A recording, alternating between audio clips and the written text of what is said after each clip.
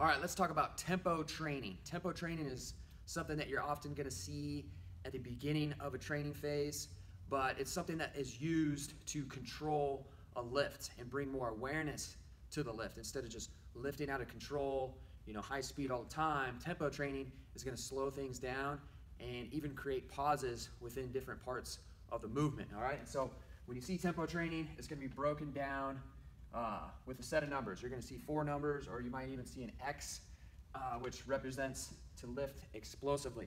Now, to read this, the first number is the eccentric portion of the movement.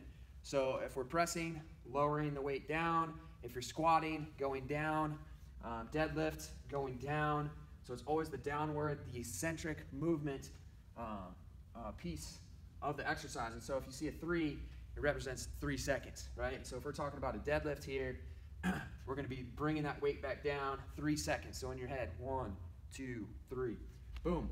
The next number, which is a 1, that represents what happens at the bottom of the lift. So as we go down, if I'm doing a press, 3, 2, 1. If there's a 1, I'm going to pause for a good count at the bottom, and then I'll start my press from there. Or if it's a squat, 3 seconds down, I'm going to hold it in the bottom for 1 second, and then we'll come back up. Next one, we see an X here. That means explosive. So you're trying to move as fast as possible. And so that's the up portion, the concentric portion of the movement. So on a press, going up. On a squat, driving out of the bottom. On the deadlift, pulling the bar off the ground. So explosive.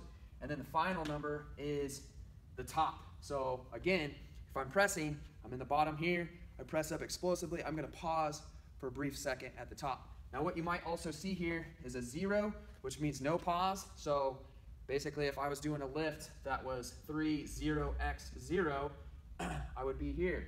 So no pause in the bottom, press fast, I'm coming back down slow, no pause in the bottom, back up, no pause at the top, so on and so forth. So you apply this to any type of movement out there, but that's the way to read it, that's the way to understand it. So when you see tempo training, you know how to use it and get the most benefit out of it possible.